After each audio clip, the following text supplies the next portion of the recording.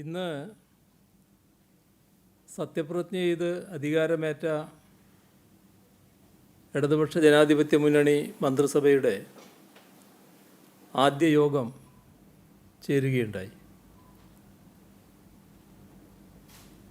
ത്യാഗപൂർണമായ സമരസ്മരണകൾ തുടിക്കുന്ന വയലാർ രക്തസാക്ഷി മണ്ഡപത്തിലും പുന്നപ്ര വയലാർ രക്തസാക്ഷികളും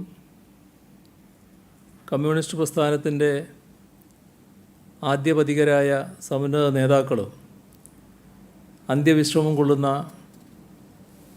ആലപ്പുഴ വലിയ ചുടുകാട്ടിലും പുഷ്പചക്രം അർപ്പിച്ച ശേഷമാണ് കമ്മ്യൂണിസ്റ്റ് പാർട്ടികളിലെ നിയുക്ത മന്ത്രിമാർ സത്യപ്രതിജ്ഞയ്ക്കെത്തിയത്. ഇന്നത്തെ കേരളം രൂപപ്പെട്ടതിന് ആധാരമായ സമരമുന്നേറ്റങ്ങളെ ആകെ സ്മരിക്കേണ്ട ഘട്ടമാണിത്. ഐക്യ കേരളത്തിലെ ആദ്യത്തെ സർക്കാർ സഖാവ് EMSൻ്റെ നേതൃത്വത്തിൽ വന്നപ്പോൾ ജനങ്ങൾ വലിയ പ്രതീക്ഷയോടെയാണ് അതിനെ സ്വീകരിച്ചത്. നാം ഇന്ന് അഭിമാനപൂർവ്വം ഉയർത്തിക്കാട്ടുന്ന സാമൂഹ്യ പുരോഗതിയുടെ അടിത്തറയാണ് കമ്മ്യൂണിസ്റ്റ് പാർട്ടി നയിച്ച ആ സർക്കാർ പാകിയത്. ആ സർക്കാരിനെ കാലാവധി പൂർത്തിയാക്കാൻ അനുവദിച്ചില്ല. 1957 മുതൽക്ക് ഇങ്ങോട്ട് ഇടതുപക്ഷം നയിച്ച എല്ലാ സർക്കാരുകളും നാടിനു വേണ്ടി നവീനമായ ബദലുകളാണ് അവതരിപ്പിച്ചത്. ജനങ്ങൾക്ക് വേണ്ടി ദീർഘകാല നയപരിപാടികൾ ആവിഷ്കരിക്കുകയും ചെയ്തു. എന്നാൽ അവയുടെ തുടർച്ച ഭരണമാറ്റത്തോടെ ഇല്ലാതാകുന്ന അനുഭവമാണ് പലപ്പോഴും ഉണ്ടായത്. ആ പശ്ചാത്തലത്തിൽ LDFൻ്റെ തുടർഭരണം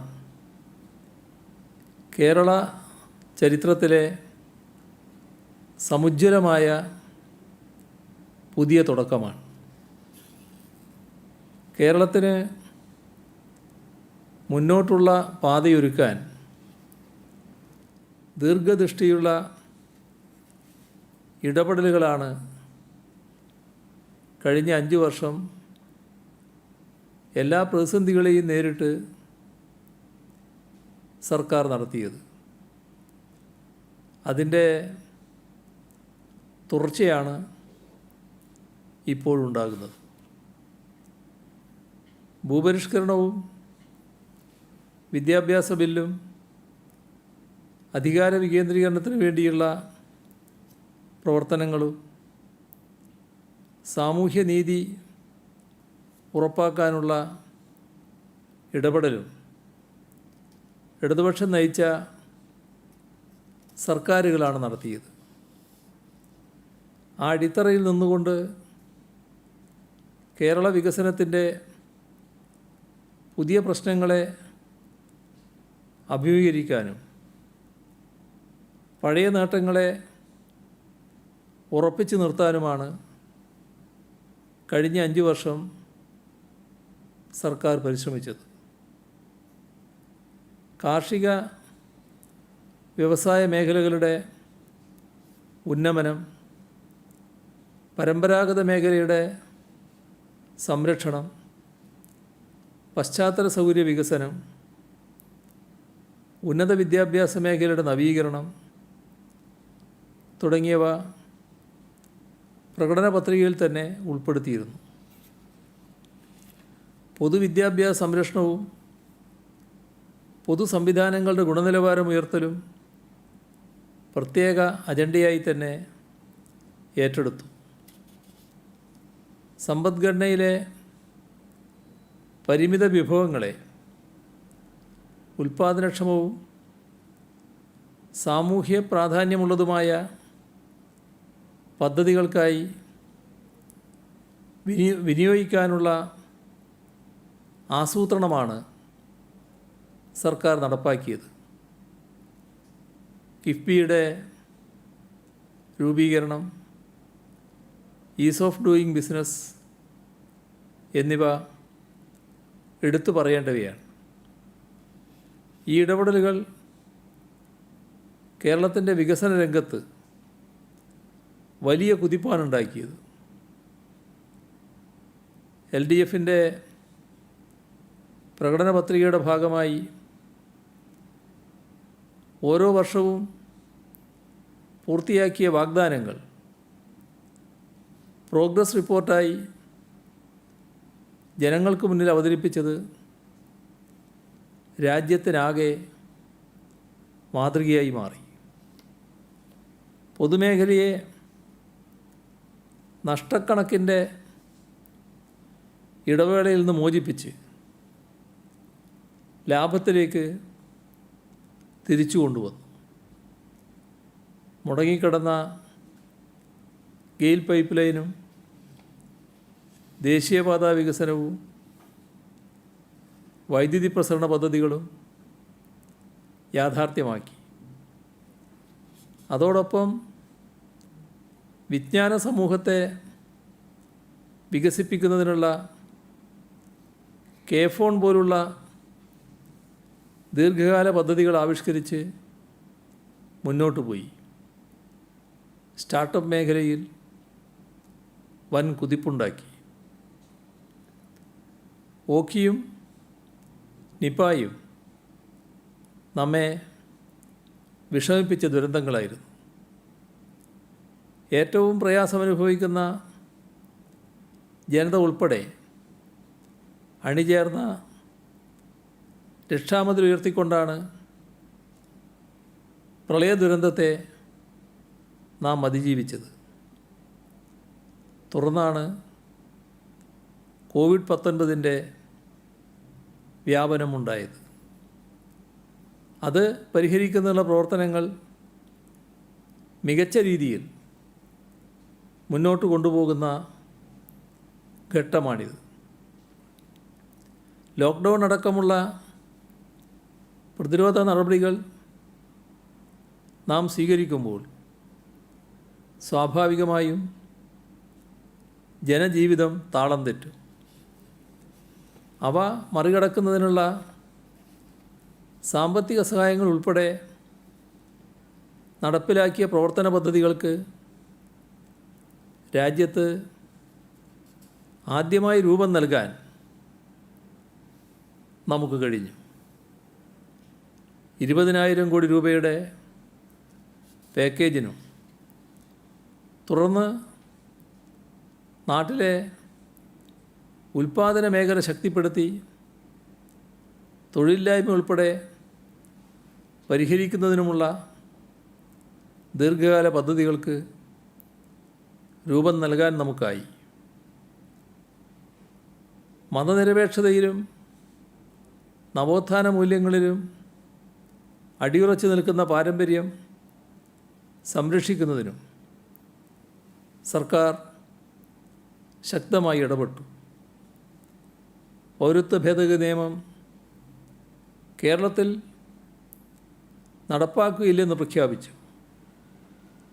രാജ്യത്തിൻ്റെ പല ഭാഗത്തും വർഗീയ സംഘർഷങ്ങൾ ആളിപ്പറന്നപ്പോഴും മതസൗഹാർദ്ദത്തിൻ്റെ നാടായി കേരളത്തെ നിലനിർത്തുമെന്ന വാഗ്ദാനം നടപ്പാക്കാനായി എന്നതാണ് കഴിഞ്ഞ 5 വർഷത്തെ ഒരു പ്രധാന നേട്ടം. പ്രകടന പത്രികയിലെ 600-ൽ 580 വാഗ്ദാനങ്ങളും നടപ്പിലാക്കിയത് അനേകം പ്രതിസന്ധികളെ മറികടന്നുകൊണ്ടാണ്. ഈ നേട്ടങ്ങളെ തമസ്കരിക്കുന്നതിന് പലതരത്തിലുള്ള പ്രവർത്തനങ്ങൾ നടന്നുവെന്ന് നമുക്കറിയാം. ഒരു കാര്യം മാത്രം ഓർക്കേണ്ടതുണ്ട്. ജനങ്ങൾക്ക് താൽപ്പര്യം അർത്ഥശൂന്യമായ വിവാദങ്ങളിലല്ല, നാടിൻ്റെ വികസനത്തിലാണ്. അനാവശ്യ സംഘർഷമല്ല, സമാധാനപരമായ ജീവിതമാണ് ജനങ്ങൾ ആഗ്രഹിക്കുന്നത്. അതിന് ആര് സന്നദ്ധമാകുന്നുവോ അവർക്കൊപ്പമായിരിക്കും ജനങ്ങളെന്ന ഓർമ്മപ്പെടുത്തൽ കൂടിയാണ് ഈ തെരഞ്ഞെടുപ്പ് ഫലം. അതിനെ മറികടക്കാൻ ജാതി വർഗീയ വികാരങ്ങൾ വലിയ തോതിൽ കുത്തിപ്പൊക്കി തങ്ങളുടെ ഇംഗിതങ്ങൾ നടപ്പിലാക്കാൻ ശ്രമിച്ചാൽ അതിനോടൊപ്പം നിൽക്കാൻ കേരള ജനത തയ്യാറാകില്ല. തുടർഭരണത്തിലേക്ക് വരുമ്പോൾ ഏറ്റവും കൃത്യമായി പറയേണ്ടത്, കഴിഞ്ഞ 5 വർഷം ജനങ്ങളും സർക്കാരും തമ്മിലുണ്ടായ പാരസ്പര്യത്തെക്കുറിച്ച് തന്നെയാണ്. ജനങ്ങളുടെ പരിപൂർണ പങ്കാളിത്തത്തിലൂടെയാണ് ഓരോ പ്രതിസന്ധിയെയും കേരളം അതിജീവിച്ചത്. ആ പങ്കാളിത്തവും സഹകരണവും തന്നെയാണ് ഇന്നാട്ടിൽ അനന്യമായ വികസന കുതിപ്പിന് കാരണമായത്. പ്രളയകാലത്ത് ഓരോരുത്തരും സ്വയം രക്ഷാദൗത്യം ഏറ്റെടുത്ത് അപകടകരമായ സാഹചര്യങ്ങളിൽ പോലും ത്യാഗസന്നദ്ധതയോടെ രംഗത്തിറങ്ങുന്നത് നാം കണ്ടു. മത്സ്യത്തൊഴിലാളികളെ കേരളത്തിൻ്റെ സൈന്യമെന്ന് വിളിക്കാൻ കാരണമായത് അവർ കാണിച്ച ത്യാഗപൂർവമായ രക്ഷാപ്രവർത്തനമാണ്. ജനങ്ങൾ ശ്രദ്ധയോടെയും ജാഗ്രതയോടെയും പ്രതികരിച്ചിരുന്നില്ലെങ്കിൽ നിപ്പ എന്ന അപകടകാരിയായ വൈറസിൻ്റെ ആക്രമണം നമുക്ക് തടഞ്ഞു നിർത്താൻ കഴിയില്ലായിരുന്നു. കേരളത്തിൻ്റെ പുരോഗതിക്ക് അടിത്തറ പാകിയ വൻകിട പദ്ധതികൾ സാക്ഷാത്കരിക്കുന്നതിനും ജനങ്ങൾ സർക്കാരിന് പൂർണ്ണ പിന്തുണയാണ് നൽകിയത്.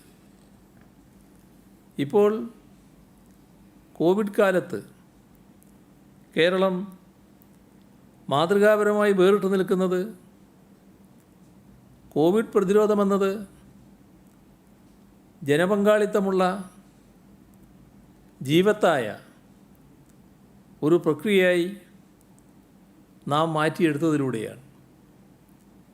ജനങ്ങളുടെ സഹകരണമാണ് സർക്കാരിൻ്റെ കരുത്തായത്. അതിനിയും തുടരുമെന്നാണ് നിയമസഭാ തെരഞ്ഞെടുപ്പിലെ ജനവിധി തെളിയിക്കുന്നത്.